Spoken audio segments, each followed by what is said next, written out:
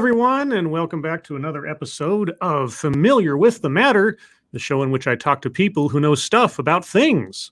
And today my guest is Danny Oliver, the writer and creator of Coddlesworth's Clockwork Circus, a new steampunk fantasy comic book that's currently being funded on Kickstarter, a link of which you can find in the description below. And Danny, thank you so much for joining me today. Hi, yeah, thanks for having me. Yeah, I appreciate it. Sarah over at Rem Alternus hooked us up to discuss things, and I'm interested to find out about your project. But before we get there, why don't you tell people who you are and what you do? Wow, yeah. So currently doing a lot of writing. I'm a retired military guy. Do some writing for Callus Game Labs with their Shadowrun role-playing game. That line of products, and I kind of oversee the development of their what they call their living campaign for organized play, so like convention modules and stuff like that. Mm-hmm. And then I do a little bit of freelance writing in some of the source books, but really my passion is storytelling and a lot of Dungeons and Dragons sort of game playing and game mastering. So I've taken a lot of this years and years of stories to kind of put them together into something that's just a passion project of mine. So yeah, just mostly writing, gaming, nerd. Well, and first off, congratulations on the Kickstarter, because it's already gotten its minimum funding. How long did it take to get there? 14 hours and change. Yeah, it I'm just blown away by it. Did you anticipate the kind of response that you've gotten so far? No, not at all. When we were first doing this, like one of the things you do is you get on Kickstarter and you start looking at all the other people and what they're doing. And what I found was if you weren't a somebody in the industry, and especially if you're just, it's like the first book of a series, like those two things together, people were, like $500, like just trying to get enough just to do like a single print run maybe. Mm-hmm. And so when I partnered up with Rem Alternus for the Kickstarter, and so Sarah, she says, yeah, I think we're gonna, I think 6,000-7,000. And I was just like, wait, what? No, like 1,000 maybe. Yeah. So we settled on 5,000, and I thought that was going to be a slog. I really, I just thought it was going to take a lot of time to get there, and seeing the numbers go up on day one, and there were a couple of big pledges. Yes, and I'm super appreciative to the people who really believe in what I'm doing to do that. But even so, like getting to 5,000 was mind-boggling to me, and the idea that we might be able to hit that next stretch goal, or even to get it to the level where we'll do the comic in color is I'm super excited and have a hard time finding words for it, really, which is a little ironic. Yeah. Well, so like all good fantasy stories, yours has a map of the world, and I saw that on your Kickstarter site, and it reminded me of Robert E. Howard and his essays on Hyperborea and the maps thereof in a lot of his stories. So tell me about the world of Kialaphus. Tell me what are the forces at play here? Where is it? What is it? What are the mysteries and what are the stakes that go on in this world? Wow, how much time do we have? I know it's like, yeah, there you go, right? I mean, I could. How long is the Lord of the Rings? So yeah, I mean, it's first of all, it is a big world, and everything in the world has stuff in it in my head already. And so the task is taking it out of my head and putting it into a place where other people can see it and understand it. But basically, it's a fantasy world, or alternate world, where about 3,000 years ago there was what they call the cataclysm, and it was basically an extinction level event for the world, and nobody really understands what happened because so few people survived that then carried on until 3,000 years later we have civilizations again. So they don't really, there's legends, there's myths, but nobody really knows what happened. And we're now at like a steampunk level of technology for the most part, especially the northern hemisphere. It has a lot of industry, and then the southern hemisphere has two continents. One is like a frontier continent, one is a desert continent, that have access to that technology, but they haven't embraced it as fully. And then in the center of the ocean, and on the map it's centered right there, is this continent Elam, but nobody knows about it because it's been hidden behind a wall of a corrosive sort of storm, like a gas mist storm that's just been there for as long as anyone remembers. If you think of like the Eye of Jupiter, similar sort of concept there with this just like storm right there. Anyone who ever tries to go through it is just it just eats away at everything until it dies or is broken. So nobody knows about that, and they've just kind of accepted it as a thing that's there nominally that they don't mess with. Yeah, there be dragons, don't go off the map kind of thing. Right. And so in our steampunk world, we've got it's still the basis for all of this is D&D fantasy, so there's still like certain races and stuff. So like there's gnomes, there's orcs, except I've moved the orcs from this brutish warlike group to a more balanced sort of spread. So there's orc pirates in the southern hemisphere, but then in the north, the orcs create like a vanguard to sort of protect the rest of the southern areas of the north continents from any dangers from the north. So the races don't define a specific ideology or anything. They can be varied as much as anybody else. Yes. And that's kind of something that a lot of the RPG community is kind of heading towards in certain ways. So it's fun to find like a different sort of take on something, but keeping some of the key elements that make the race fun, if you will, like what's interesting about them. So yeah, and so what kicks off our story is that this wall one day just kind of fades away. It just dissipates, and the reason why is kind of the plot of the story is, for the comic book, it's two of the creatures that are two of the people that are indigenous to this continent, because there's a whole continent down there, and everyone has discovered a continent. But on this continent, there have been inhabitants, because the storm didn't like fill in that whole area; it just was around it. So yeah, these it's filled with little people, I guess, halflings from D&D, and so while people are kind of coming there to sort of figure it out. And see what they're going to do to see what it's all about and what's over there. The halflings are also curious about the world outside. And you've got your steampunk technology that everyone's kind of had, and they're coming in. And I don't want to build this idea of colonialism, of people coming in to sort of like start to take over the land and co-opt it. And so the halflings don't have the same technology, but they do have magic. Right. And they have it in spades. So it's and magic has in the last 10 years or so sort of started spotting up here and there across the world to where it's starting to be studied a little bit. But prior to that, it didn't exist at all. And so the theory, of course, is that it didn't just dissipate, it was weakening. Whatever magic was in the continent was kind of leaking out, and then finally whatever happened, it reached that tipping point, and that's when the tempest fell. And so yeah, so it's sort of like a well, I mean, it reminds me sort of like coming to an alien planet, except it's on your own planet. You've got this entire like isolated world that is just finding out about the outside world, and the outside world finding out about the inside. Sort of like Pleasantville, like what's outside of Pleasantville. Right. So I looked into your bio a little bit prior to this, and I saw that your military history was in military intelligence. Yes. Yeah, and you've also been in the role-playing game industry for many, many years, both as a player and as a creator.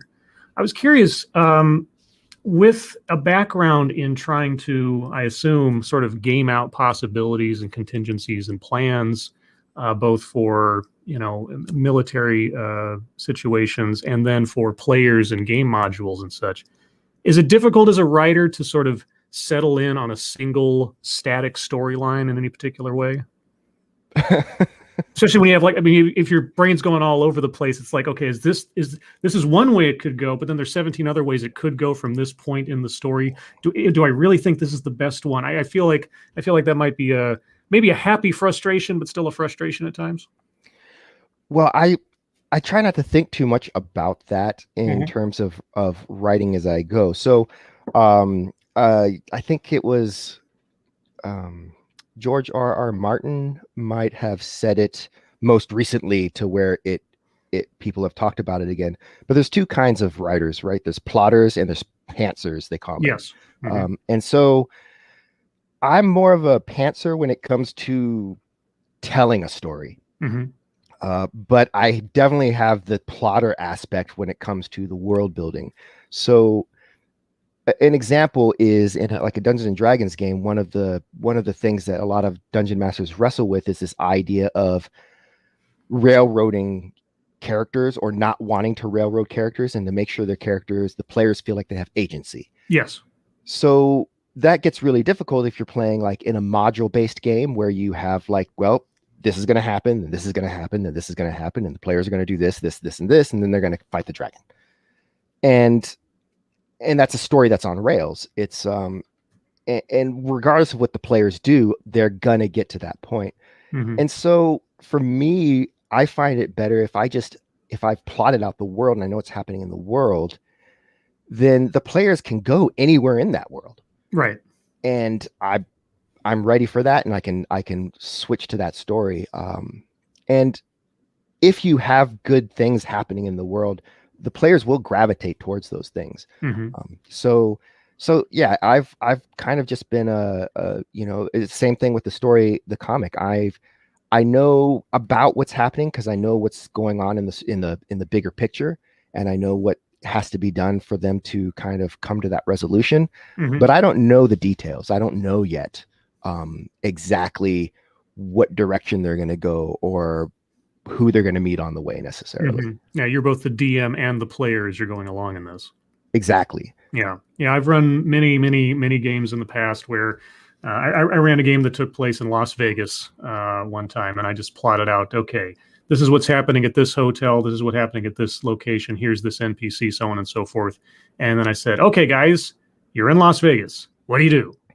Because then it requires a lot less heavy lifting in the moment as you're going along, because then you don't, like I said, you don't need to guess about what's going to happen if they walk into this place. You already know, and then you can craft the results of that after the fact, because you know how the world will react to it because you've already created the world. Yes. That's what makes world building and really establishing your setting so important, especially when you get something like this.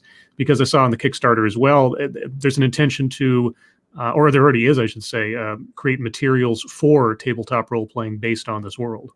Yes, exactly. That's at the end of the day, my sincere hope is that other people see this world, fall in love with it, and decide to come and join us and play in this in the sandbox. And how many issues do you imagine this first story arc will take? I have plotted out, I think, about 15 story beats to get from the start to the end. And then in each beat, there's, there might be some subplots or what have you. So,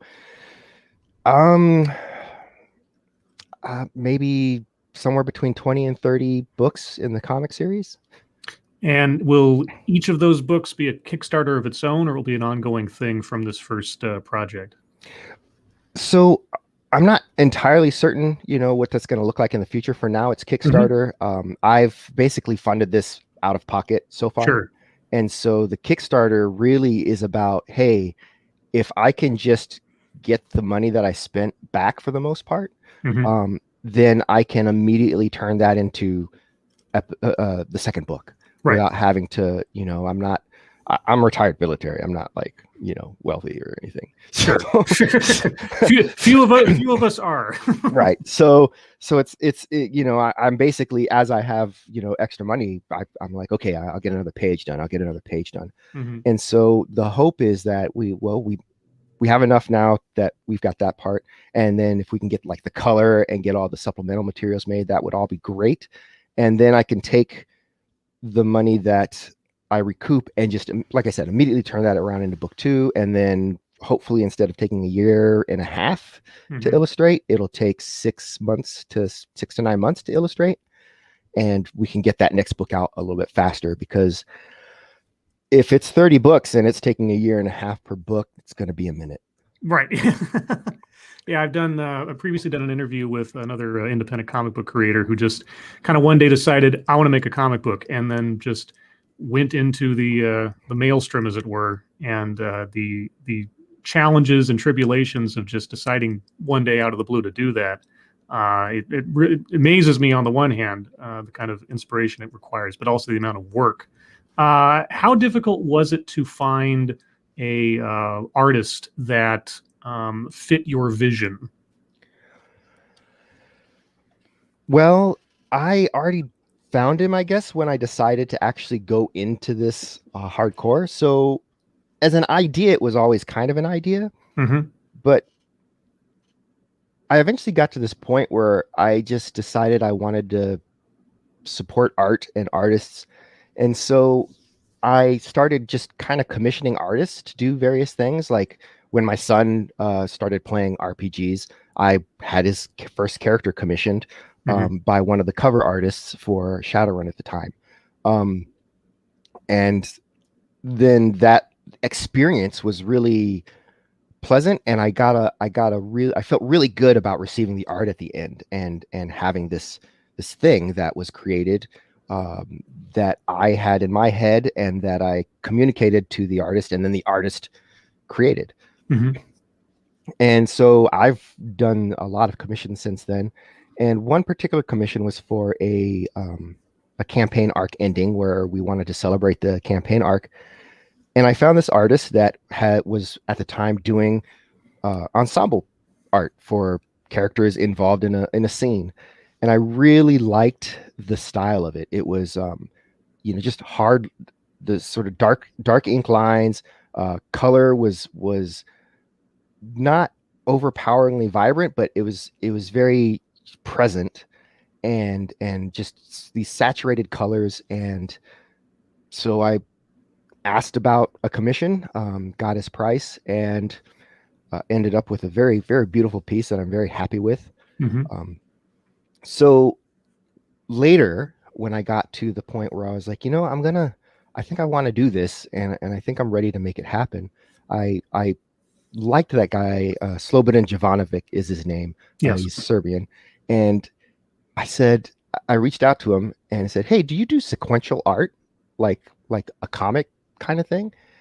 And his response was, why, yes, I do.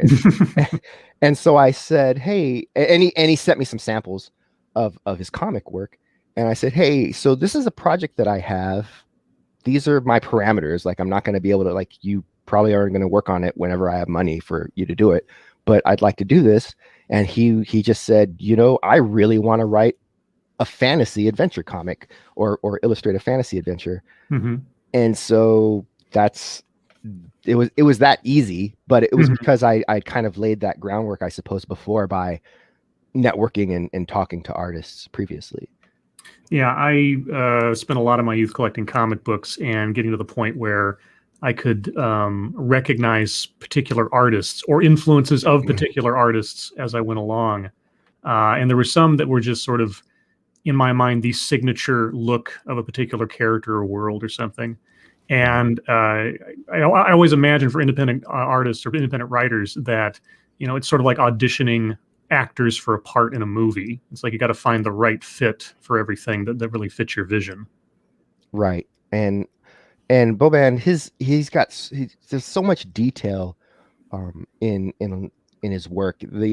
I mean, to the point where for black and white, there are a few panels where it seems kind of busy, And we know that when you add color, everything will pop the right way. But yeah, it is a thing where like sometimes you just like, wow, there's so much going on in here that if you're reading it as a story, you might stop. It might actually distract you from the story for a minute to like look at this image and see everything that's going on in it. It's just for me, it's breathtaking. Whenever I get something from him, I'm giddy. Here's an email comes in, I'm just, oh boy, here we go. Yeah. But yeah, it's that's been a joy. So one of the things that I always struggle with, either with doing YouTube or just about anything else, is I'm always, I guess one of my difficulties is thinking that anything I'm doing is new or special or anything. What do you think separates this world and this setting and this story from, I don't know, D&D boilerplate, let's say? So I have a very, I guess, a pragmatic approach to just the concept of storytelling. I mean, I've come to terms with the idea that there are no new stories. There are different ways we put stories together. There are different combinations of character tropes put together with plot tropes, but there's nothing new. And that if you do invent something new, then you better write that, because you got something. Right. But yeah, it's there's nothing new. So it's all about presentation, what you bring together, what is interesting, the aesthetic of it, and then making sure that you have characters that are interesting, engaging, that maybe you care about, and that's what makes a story. So an example of this is The Walking Dead. The Walking Dead is just it's a zombie show. Yes. Zombies, and people are trying not to get eaten by zombies. My wife hates zombie movies. Like, she hates them. They're stupid. She doesn't understand the point. Why do we think this is entertaining? She sat down and watched the first episode of Walking Dead, and she was hooked. And it's because it's a character drama. It's about the interactions of the characters. Like, the zombie thing is just what's going on. Yeah, it's just the backdrop. So that's really where I'm not concerned too much about whether my story is new or unique. I do think that it combines things that haven't been seen a whole lot with the fantasy and the steampunk nature. I mean, that does exist. It's not a brand new thing. We've got Privateer Press does it with their War Machine and Hordes game line, and it's seen in other places too. I do think that the idea that the steampunk world developed without magic, and then magic has come back into the world, is sort of new for the steampunk genre. I mean, obviously, I write for Shadowrun, and that's literally the baseline, right? Is that it's our world, and about 2012, when they wrote it in the 80s, yes, the new age comes, and magic returns to the planet. So again, like, nothing is new, but taking it and presenting it. So in this case, why did the magic come back? Well, it's not a passing of the ages. It's a mystery that is explored in the comics. Yeah, and I can just imagine with the clashing of an entire world that's grown up without it, and then suddenly there's an entire continent with it, and the clash of ideologies and beliefs and everything they're going to come about because of technology versus mysticism and all that kind of thing. Right. And yeah. Oh, I was just gonna say, and the idea that in fantasy worlds there are these greater than life, these deities that actually give divine powers to their followers. Well, in the steampunk world, there isn't that, because there are no divine powers. There's no magic, so there's no gods. But now that magic is back, what's the story there? Yeah. Have they been there the whole time and nobody knew it, and so on? Yeah. Right. Well, speaking of characters, so tell us a little bit about the characters we'll be following along in Coddlesworth's Clockwork Circus. So the two, I suppose the two main protagonists are two halflings from the shrouded continent of Elam, or the formerly shrouded continent. Mm-hmm. And the story is that they run into a traveling circus, Clockwork Circus, and so that becomes the supporting cast for the most part. So we have Drum, who is for her people, she's a storyteller. Mm-hmm. And when I say storyteller in this context, it's more than just a bard or a writer or someone who makes up stories.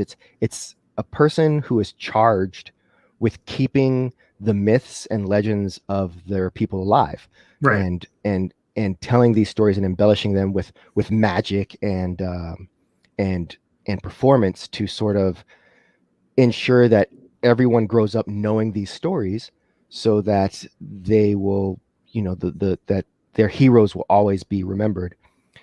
And then secondary to that is that they're also charged with finding the next hero, and kind of encouraging them and pushing them along their path so that new stories are created. Mm-hmm. And so that actually becomes part of their duties, is to not only tell the old stories, but to find and create, not be the center of the story, but to make stories happen. Mm. So Amari is the other character. Now, whereas your storyteller, you can imagine, would be your gregarious, sort of outgoing, charismatic person. Amari is not. She's withdrawn. She's not a neurotypical thinker. She's under the umbrella of neurodiversity, and she comes upon an artifact, and this artifact is, it's found. She's with a kind of an expedition, one of the first expeditions that come in, and they've taken on a lot of the halflings that live locally as sort of porters, and so she is on this expedition as a porter, and they go into this place they call the Forbidden Stones, and in there the expedition finds several things that are related to this cataclysm, and one of the things they find is a book. And Amari just knows that they're not supposed to have it. Mm. And so she takes it and runs. And so now she has this artifact, this ancient artifact that she doesn't really understand. When she meets Drum with it, she's lost. She's trying to, reconnect with her people, and she's got this tome that's very obviously powerful. If you open it up, it's got strange symbols in it, and what they find is that Amari can somehow decode the book. Mm. And she can't really control it, but she can utilize its powers in some ways. So yeah, that's kind of what kicks it off, is they don't find answers in their homeland. So Drum sees an opportunity. She's Mm-hmm. like, there's no new heroes, hunters and village, she's not interested in that. She's interested in, like, this is the story. Mm-hmm. And so she is basically made it her duty to figure out what's going on here. And they leave the continent and head out. And that's where the first book picks us up, is as they arrive in the port city of Miracle-Dashta in the southern desert kingdoms. So I was imagining, and don't tell me if I'm anywhere near the close there, but I'm imagining a scenario where Drum's need to create the hero supersedes the necessary care of the individual that could be the hero. So they fulfill their own destiny versus necessarily caring about the condition of their target. I don't know if that's what came to my mind. I'm just like, that would be a really interesting dynamic.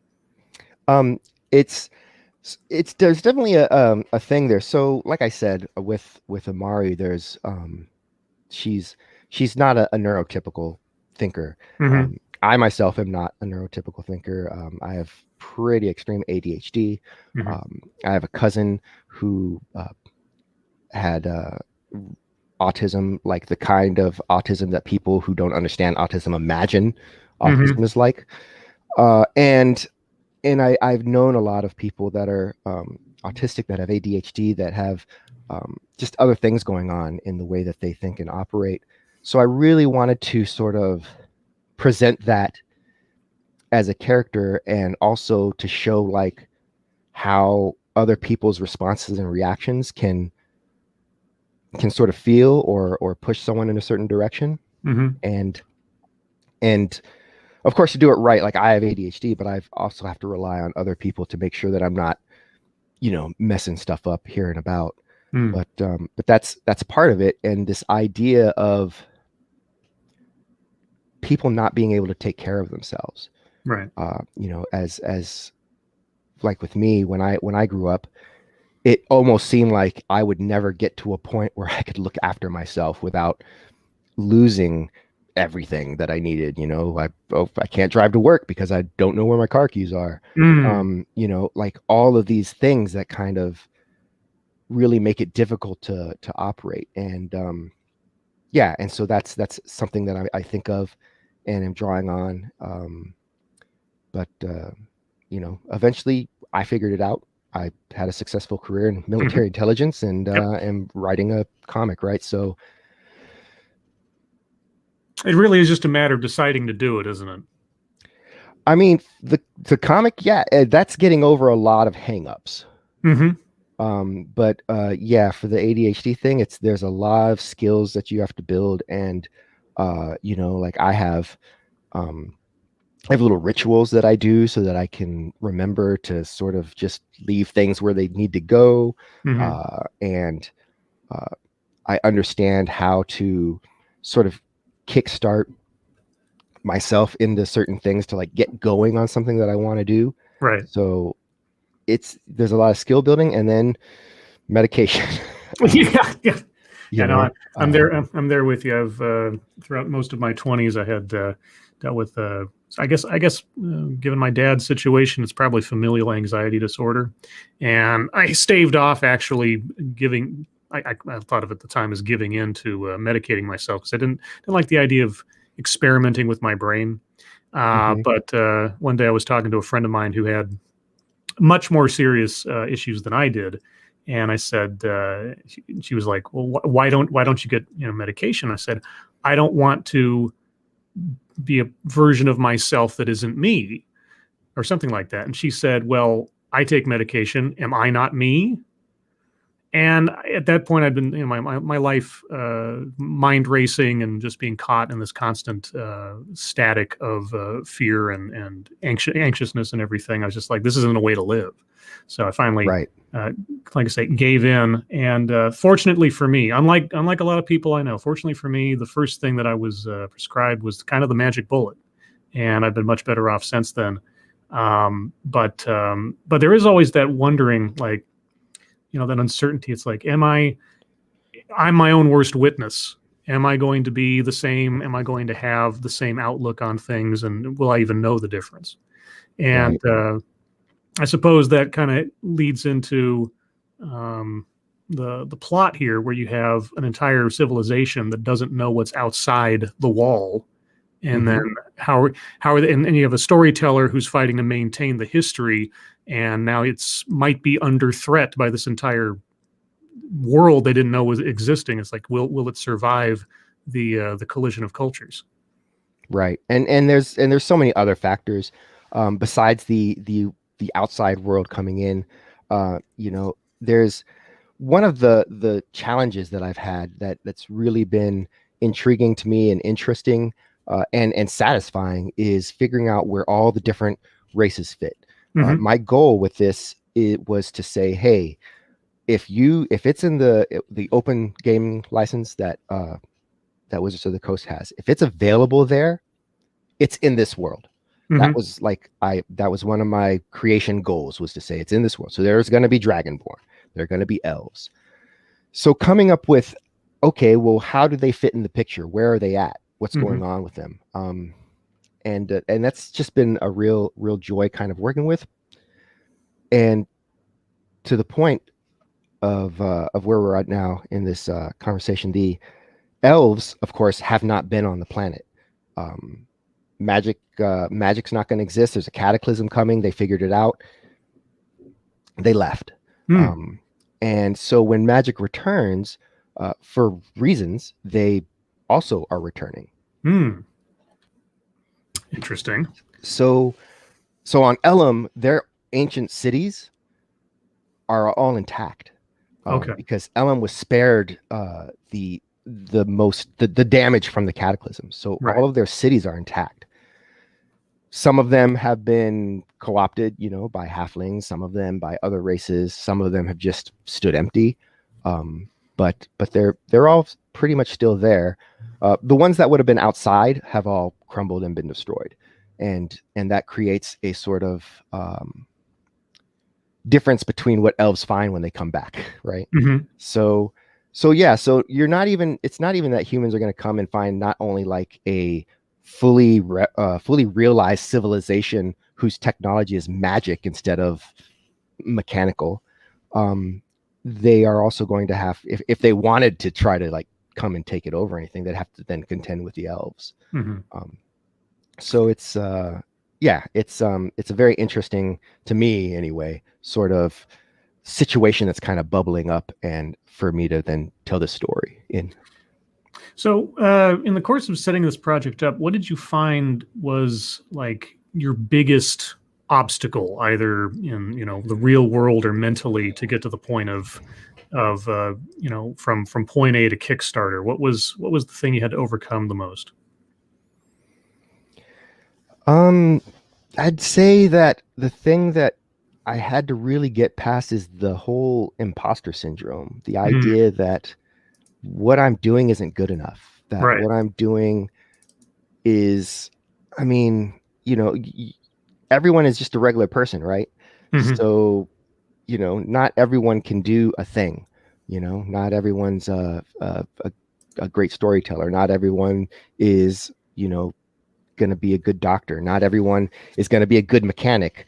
And so when I think of people that are exceptional in various places, and I think of myself as I'm just a guy,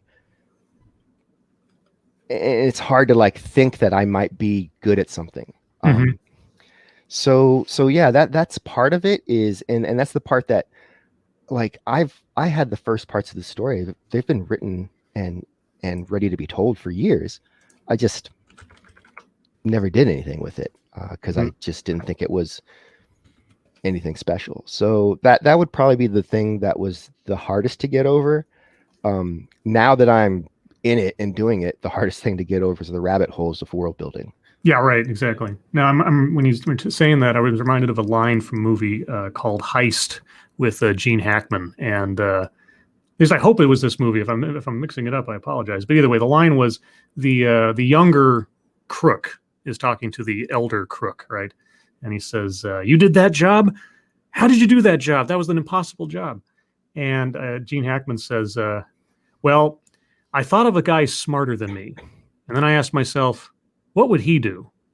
And I just thought that was a great, like, sort of, take yourself out of the moment kind of deal, trying to figure out like how to solve a problem, sort of get past your own sense of self-doubt and just try to think pragmatically and mechanically about the whole thing. And it also reminds me of a line from a song from V&V Nation. I can see that I've become more than I expect of me. And that kind of thing. It's always a really interesting thing when you surpass your own belief in yourself to something that you didn't think you could do. Yeah. Now, writing that high is kind of a difficult thing. It's also very addictive. So in this project, now that you've gotten to this point, what do you see as the next horizon for the project?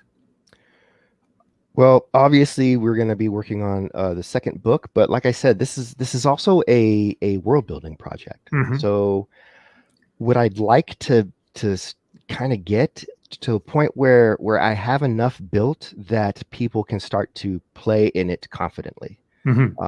So, and that's really difficult for me because I will get into the weeds. Right. Yeah. And I'm using World Anvil is the website, the browser-based sort of world building tool that I'm using, and it's brilliant.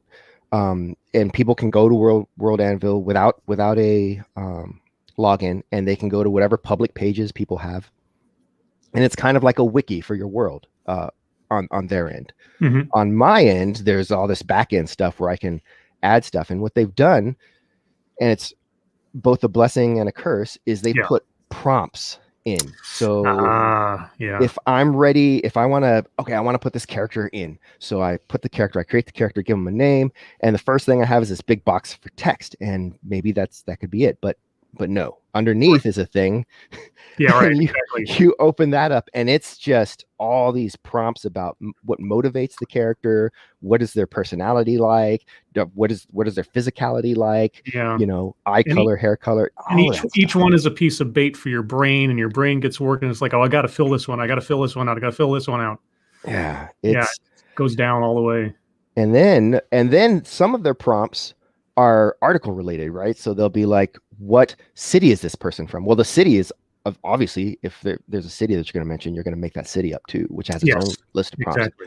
Yeah. So those have to have a link. I can't just type in the city and then come back to it later. I got to hit, all right, well, I haven't made that one yet. Click. And then I got to make that city. Well, now I've got a city. Yeah, now you got a city. Now what's on the corner of Main and Fifth? Well, and who owned that store? Exactly. Like what's the government like? Because an organization. It's You got to be able to say, okay, I this is the line, and I don't need to go any further for the sake of what I'm working on right now. That's got to be different. Right. And it is hard. And eventually I get to a point where I'm like, I'll get 2 or 3 in, and then I'll be like, all right, look, I'm just doing stubs. Yeah, there you go. And we'll pick it up later if I need to. Yeah. Let's see. I thought we'd start for those of you in the audience. By the way, hello everyone. I apologize I haven't done the usual individual hellos, but this is a different show and a different kind of format. If you have any questions for Danny, start cooking them up now. I appreciate it if you would. And while we wait for that, I did have a sort of broad-based sort of DM gamer question for you. So I found, both as a player and as a game master, depending on what I'm playing, just the ingenuity of people sometimes surpasses anything that a DM could have planned for, even if they world build it all by themselves. Is there an incident when you were running a game where the players solved a problem creatively in a way that you did not at all foresee, and was a reasonable solution that you just came out of left field? I mean, that happens a lot, actually. And it's really important not to tunnel into your idea of what the answer is to a specific problem. But in terms of something that was just, out of the blue and sort of like, wow, I would never have thought of that. Oh, wow. Let's see. I'd have to say that it wasn't even a game that I ran. I was watching, and there was this Shadowrunner group that their idea, their sort of theme was that they were a rock band that moonlighted as Shadowrunners, if that makes sense. Yeah. So they had they basically had this, and I may be getting this story wrong, so if anyone hears this and I got it wrong, I'm sorry. But they basically had this huge stage rig that they would fly around and set down to have their concerts. And I want to say that they dropped it on the big bad at the end. and that was the final sort of session where they're facing the big bad. They just dropped it on him. Yeah. My go ahead. No, I was just saying that was just like thinking about it makes me giggle. Yeah, it's just the silliest thing. Like I was playing a game of Werewolf the Apocalypse one time, and somebody rolled like 9 successes, like tens on the whole thing. Like literally, they rolled 9 dice and they got all tens, and it's like the GM was like, because the guy was like fighting some like giant monster or whatever, and he says, you pick him up and tear off his leg or something. It's just like couldn't think of anything else. It's just like I don't know what that means in reality. So Gaia herself came down, infested your body, and just gave you the power to do this or something. Because it's always that's always the struggle as a storyteller. It's like you want to maintain the illusion to a certain extent that you've got everything under control, even though you probably don't. But you also want to make it seem like I had this planned. You want to make the players feel like that what happens next, and they have to discover it. You don't want to give away that in a lot of places you're sort of flying by the seat of your pants. Even if most veteran players know that's probably the case, it's that little firewall of mystery that kind of helps the whole thing flow, I think. Yeah,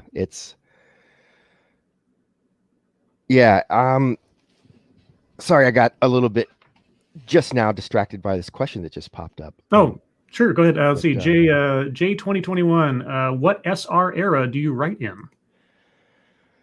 So, what is SR for those that are? SR is for Shadowrun, and era could mean a couple of things. They could be talking about the editions, because each edition is really different from the other editions, or they could be kind of talking about sort of a time span within the Shadowrun timeline, because from when they wrote it in the 80s, we've basically been doing a year for year, like moving forward. So every year in the real world, that was another year of fiction and background stories and stuff that happened in Shadowrun. So I got back into Shadowrun from second edition way in the 90s. I got back into Shadowrun in 2014 with fifth edition. I tried to get into fourth edition. I had a hard time with it, but I got into fifth edition, and then got involved in their demo team, if you will. Went to Gen Con, met people. Somebody mentioned that they were looking for writers for their missions line, their organized play. I pitched an idea. The missions director at the time was like, "Hey, I like that." So I got to write a module, and about a year and a half later, I had a deployment, and then I came back, and the missions director had resigned, and for about 6 months there was no one there. And finally, I think I was just on Facebook or something, and somebody asked, if you had this, what would your character be? And I spent like 4 hours like crafting a character for them meticulously, and then explaining why I was using these choices and not the choices people would think. Right. And then telling people to come, I will defend my thesis. Come and get me. And then I realized, I was like, I just spent like 5 hours just doing that, and I do this a lot. And there's an opening basically. So I put in for that and spoke with Jason Hardy at Catalyst Game Labs, and he put me in charge of developing missions. And so that's how it started, about 2018. So fifth edition, later part of fifth edition. Now we're in sixth edition, and from 2075 in the game on. So that would be the era, I suppose. Yeah. 2075. Yeah, I've truth be told, the only Shadowrun I've ever played has been the computer games, the ones that have come out in the last several years. I actually own several Shadowrun books just because I'm big into cyberpunk on the side, and there's a lot of good cyberpunk stuff in there. Was there a what was your favorite? I mean, if it's not Shadowrun, I mean, was there a favorite role playing game that got you interested in the whole genre when you were growing up? Oh wow, that's actually that's a story tied to my ADHD. So my dad was military too. When I was in fourth grade, being a kid with ADHD that wasn't diagnosed, I was just lazy, and so my fourth grade teacher, we were stationed in Korea at the time. My fourth grade teacher had this plan where they were going to basically say, "Hey, if he doesn't do his homework, I'm not going to sign his stuff. He's going to sit in the corner, and all he can have is his stuff to do homework. And then he does his homework, and then I'll sign off on the subjects, and then you'll see that he did his homework, and then he doesn't have to sit in the corner that night." And that's basically, a carrot, right, for a stick. Anyway. Yeah. And the teacher, of course, at the parent teacher conference, she said, so the worst case scenario is every other day, right? So I sat in that corner every day, having adventures in my head, Yeah. and having good times, just doing stuff. So at the end of that year, I think my dad finally got it, and we were leaving Korea at that time. We'd been there for 3 years, and so he said, "Hey, you're gonna need to meet some new friends," and I thought maybe this would help, and he gave me the red box, the D&D red box, and that was in 1987. Mm-hmm. It was a very good year. Yeah. And so he gave me that, and then that was it. That's how I got into playing role-playing games, and that's Yeah. A lot of people I know with D&D was their first game. Mine was the very first role-playing game I ever played was some weird run of Werewolf the Apocalypse. And then once I bought the book for Vampire the Masquerade, I was done. I was a VTM freakazoid for the next 20 years or whatever, and played different things elsewise since then. But my main programming is that whole setting and universe. Let's see. Shady Grin asks, can you tell us about the stretch goals, or at least the first one that is unlocked? Looking forward to this project, by the way. Very interesting. Yes, I saw in there that there are, you've already achieved the minimums. Now we're into the stretch goal territory. So right. I know a lot of them are shaded out and mysterious. I don't know if you can give us any spoilers on them, but tell us about the first one at least. So I'll tell you the first two, and then I'll tell you some ideas about some of the ones in the future.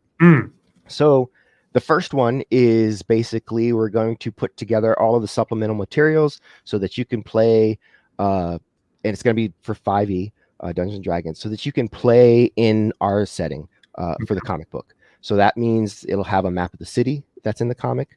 It'll have battle maps for some of the key locations that they're at in the city, and we'll have the NPCs spelled out. We'll have a little supplement book that kind of talks about what's going on and what the various things are.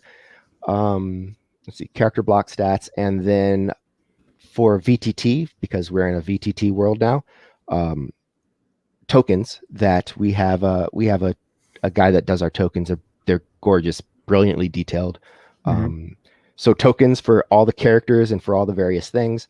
And we're gonna put all that together as a PDF product that we can then give. There's no extra. None of our stretch goals are extra. If you're in the thing and you're at that point, I think it's the $10 or $20 one, you will get the stretch goals. That's what we want. Right. The second stretch goal is color. So we are going to I have a colorist. The covers are in color. We've got a few proof of concept pages that we've done, and we want to, of course we want to have the book in color. So that's the second stretch goal, and that's to color the book would be about $3,000. So when you're looking at all the things that we have to send out extra, that stretch goal, there's a $5,000 difference there. So right, the huge chunk of it is just going to do the work. And then our thought process, we have several ideas about what we kind of want to do after that, but we really want to see what the supporters are excited about. Sure. Right. So if the supporters are really excited about more art, then maybe we'll add a couple of 11 by 17 options and pay artists for more stuff. If people are really interested in the virtual tabletop aspect, then maybe we'll go a little further into that. The ideas we've had is additional cover art, doing a sort of a motion comic of the series. So get people to voice the characters and do like a little motion comic. So not full animation, but take our panels and then maybe have a character, how they'll expand or they'll move, kind of tilt a little. But then get fully voice acted out. And yeah, then I think one of them's like a project book, just like a huge sort of everything, so here's the scripts, here's my notebook where I was writing stuff. And so yeah, it just really depends on the later stretch goals. really depend. We really want to, if we get to that point, we'd really want to see what our supporters are looking for and make sure that we deliver that. Gotcha. Let's see. Well, this is the point at which in the show where I, as the interviewer, run out of talent because I don't know what I'm doing. So is there anything else about the project, about the setting that you'd like people to know about before we wrap up, as it were? Yeah. So besides the comic itself, Rem Alternus is it's lovely. So we're a production company, but it's also just turning into a lovely community overall. Mm-hmm. So you can find us. We have the website. We're on Facebook. We have all these places we're at, but we have a Discord server where we get together, and we've got a lot of our shows that we're streaming. But we also once a month we put out a call for whoever wants to join us for a game that will eventually that will stream.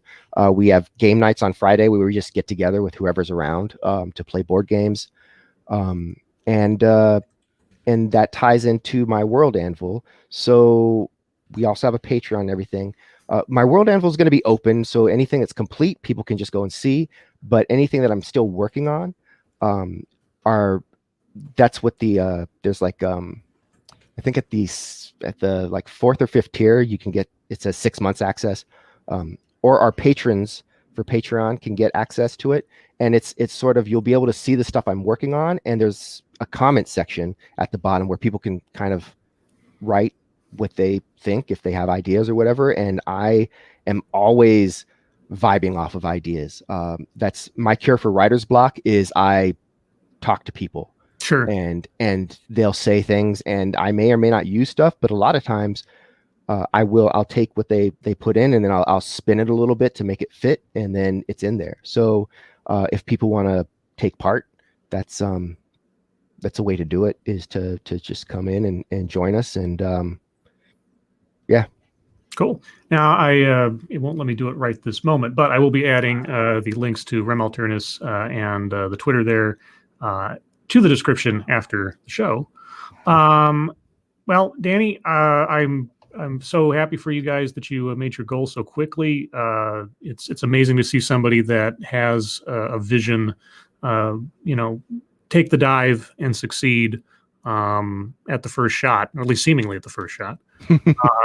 But I'm really glad that we had a chance to talk. It's nice to talk to another world building nerd and role player who's doing really good work.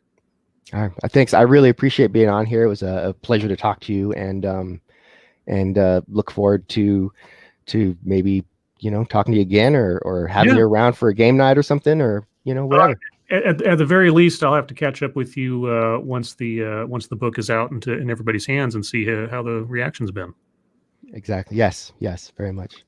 All right. Well, everyone, thank you so much for joining us. I hope you all had a good time and learned a lot. Again, link to the Kickstarter is in the description, as well as will be, for those of you in the future, links to Rem Alternus Productions. So give it a look. Give Danny a follow on Twitter, and take a look at the project. If it's something you're interested in, by all means, show your support. They're already funded for the basics, but there's plenty more to do with the stretch goals. So keep an eye on that. Danny, again, thank you so much for joining me. Thank you. Yep. My pleasure. Everyone, I hope you're all safe and well. If you're not well, please get well soon, and I'll see you on the next one. Take care. Bye-bye.